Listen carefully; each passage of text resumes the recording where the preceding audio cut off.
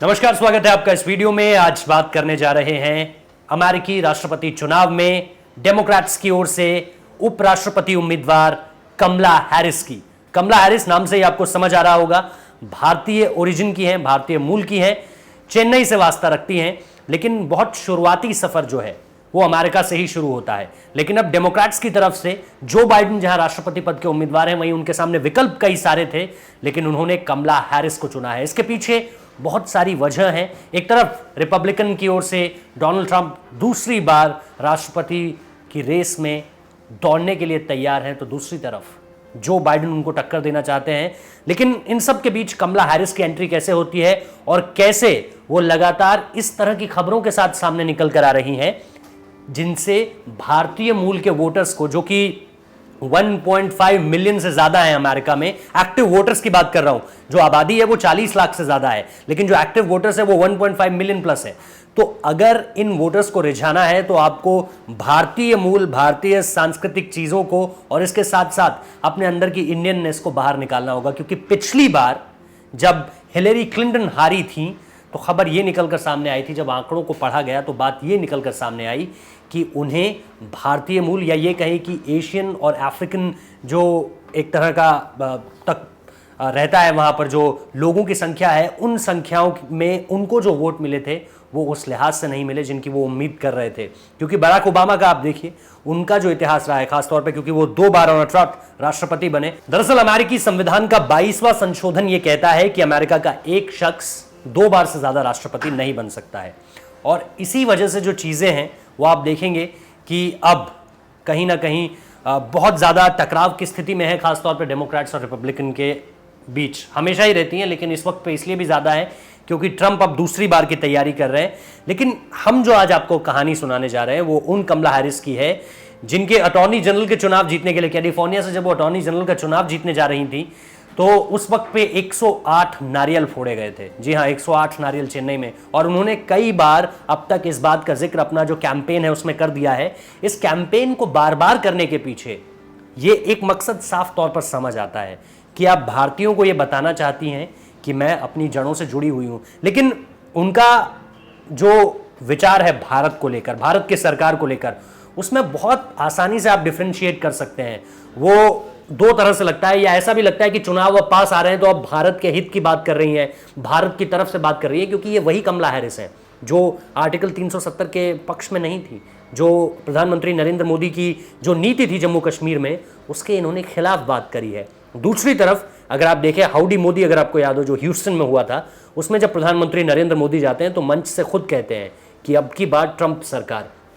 तो ये 2 अलग अलग तरह की मानसिकताएं हैं। यानी एक तरफ इस लिहाज से कमला हैरिस खुद को प्रेजेंट करना चाहती हैं अमेरिका में जो इंडियन डायस्पोरा है, अमेरिका में जो वो लोग रह रहे हैं जो भारत से जुड़े हुए हैं और एक्टिव वोटर्स हैं, उनको कहीं ना कहीं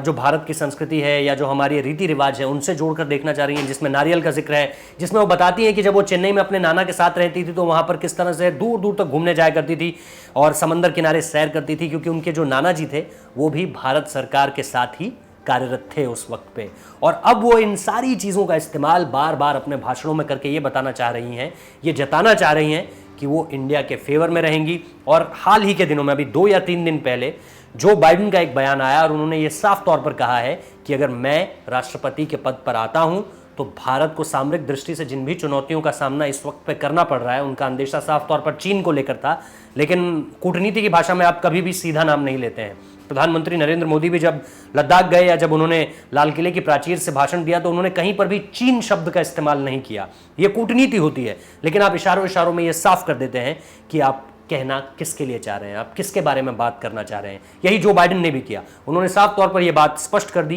कि भारत सामरिक दृष्टिकोण से इस वक्त पे जिस तरह से परेशान है, चाहे वो गलवान का किस्सा हो या चाहे वो पेंगोंग सौ जिसकी हम बात कर रहे हैं या डेप्सांग की बात हो, इन सारे इलाकों में जिस तरह से चीनी अतिक्रमण हमारे बार बार सामने निकल कर आता है, खासतौर पे चीन की ओर से जिस तरह से बयानबाजी होती है, तिब्बत में जो कुछ हो रहा है, इन सारी चीज़ों को लेकर अमेरिका का एक स्पष्ट जो विचार है वो सामने निकल कर आता है। और कमला हैरिस इसके मध्य में इस तरह से आ जाती हैं क्योंकि वो भारतीय मूल की हैं और जो बाइडेन ने उन्हीं को जिम्मेदारी दी है इन सारी चीज़ों को एक साथ कर उनके पक्ष में लाने की, क्योंकि पिछली बार ये चीज़ मिसिंग थी, जो मैंने आपको बताया कि जो अफ्रीकन्स थे और जो एशियंस थे उन्होंने इनके पक्ष में, यानी कि रिपब्लिकन्स के पक्ष में वोट ज़्यादा कर दी। रिपब्लिकन्स की जो वोटिंग थी उसमें कहीं ना कहीं जब उसे स्टडी किया गया, जब कहीं ना कहीं हार मिली, तो ये देखा गया कि अब यहाँ से स्थिति किस तरह इशारा करती है। क्योंकि जो फ्लाइंग जोन्स होते हैं, जो फ्लाइंग स्टेट्स होते हैं,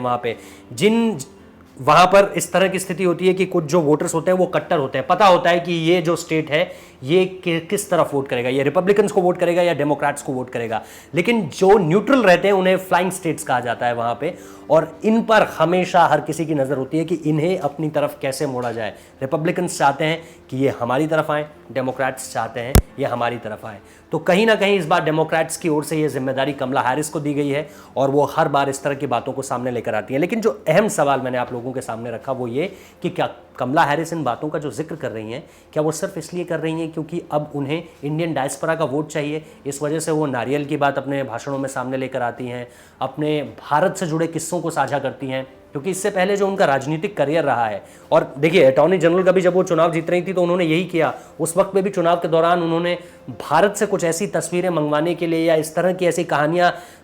को हकीकत में बनाने के लिए उन्होंने ये सारी चीज़ें की। और वो कैलिफोर्निया में देखिए अटॉर्नी जनरल का चुनाव जीत गई, वहाँ पर भी भारत का एक बड़ा दल, एक बड़ा समूह रहता है। और इसके अलावा भी जो सबसे अहम बात है कि अब यहाँ से जो कैंपेन शुरू होगा उसमें वो किस तरह से चीज़ों को आगे बढ़ाती हैं, ये देखना बेहद दिलचस्प होने वाला है। तो चुनाव जब होंगे तो आप ये साफ तौर पर समझिए कि ट्रंप की तरफ एक तरह से जहाँ से प्रधानमंत्री नरेंद्र मोदी का साथ उन्हें मिला हुआ है, ह्यूस्टन में वो साफ हो चुका था। दूसरी तरफ कमला हैरिस को खड़ा किया गया है जो कि भारत के वोटर्स को अपनी तरफ लुभाने की कोशिश लगातार करती आ रही है। जीतेगा कौन ये तो वक्त बताएगा, लेकिन एक बात साफ हो जाती है कि चुनाव अमेरिका का हो, चुनाव ऑस्ट्रेलिया में हो रहा हो, चुनाव यूनाइटेड किंगडम में हो रहा हो, चुनाव कहीं भी हो रहा हो, इस वक्त पे दुनिया में भारत का जिक्र जरूर हो रहा है। ये बीते 6 सालों में वो बदलाव है जो प्रधानमंत्री नरेंद्र मोदी के नेतृत्व में भारत में देखने को मिल रहा है कि कहीं भी चुनाव हो रहा है तो जिक्र भारतीयों का जरूर हो रहा है, क्योंकि हर कोई भारतीय वोटर्स को रिझाने की कोशिश कर रहा है। और एक तरह से कहीं ना कहीं जो ग्लोबल फ्रंट पे है, जो ग्लोबल चीज़ों पर है, उसमें भारत की अहम भूमिका बढ़ती जा रही है। देखना दिलचस्प होगा कि कमला हैरिस जीतती हैं इस पूरी की पूरी रेस में या प्रधानमंत्री नरेंद्र मोदी जो कि ट्रंप के साथ हैं उनको जीत मिलती है। आपको क्या लगता है ज़रूर हमें बताइए। फिलहाल इस वीडियो को देखने के लिए बहुत बहुत शुक्रिया।